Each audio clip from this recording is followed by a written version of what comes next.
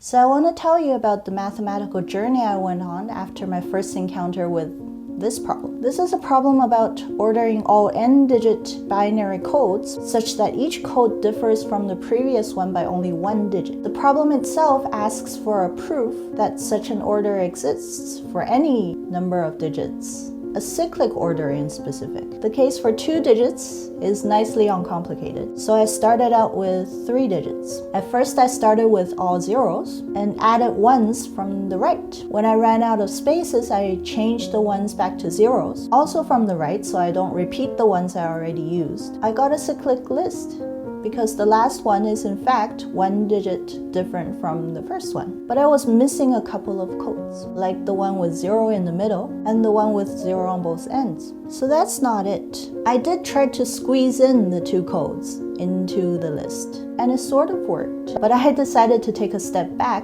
and look at the nicely uncomplicated list of 2-digit codes we had earlier. Turns out adding a 3rd digit to it is fairly simple. If you repeat every code in the 2-digit list and add a 3rd digit to it, all you have to make sure is to change the 3rd digit precisely whenever you don't change the 2-digit codes. This method guarantees that you get a cycle every time, and it works for however many digits you want.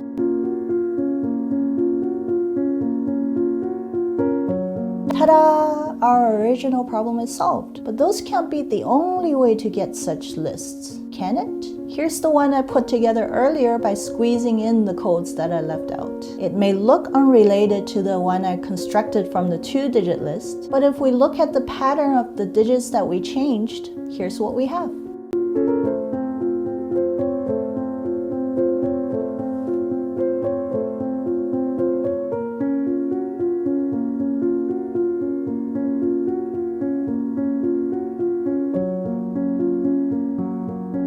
Now remember, the only requirement for this list was that we change 1 digit at a time. This shouldn't affect what I call the digits. I can start counting from the left, from the right, or from the middle, or just randomly assign an order to the digits.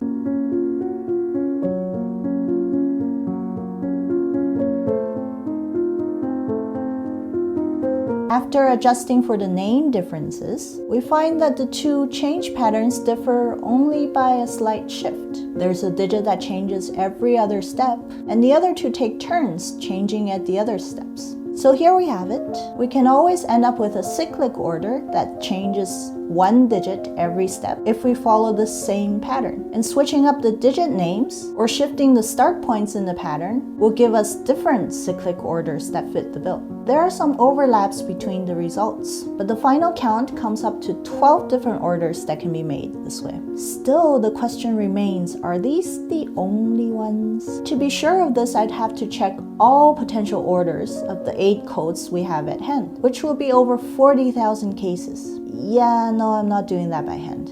Luckily, there are ways to eliminate a large chunk of them. If we start with the 0 code, that's 7 codes left to order, which is only over 5,000 cases. If we also take into consideration that the 2nd code needs to be one of the 3 codes that are 1 digit away from the first, that's 3 times 6 factorial, which is 2,000 something. In fact, every step after that, we have at most 2 choices, since it has to differ by 1 digit and it has to be different from the one we just came from. This gets our number of cases down to 192. Still a pain, but with enough patience, that's a manageable number.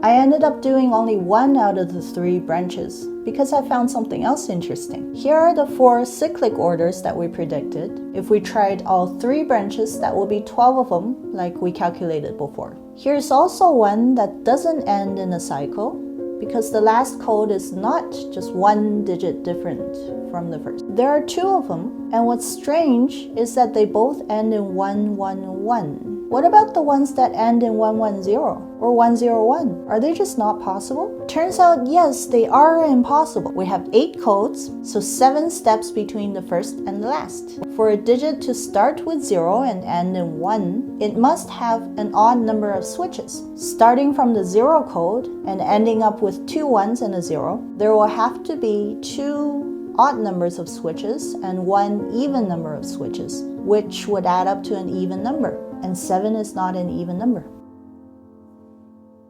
Math makes sense again. Now the question becomes, if we make sure that the code that we end with has an odd number of ones, does that always mean we can find a list that fits? Let me know what you think in the comments below. And until next time, stay curious.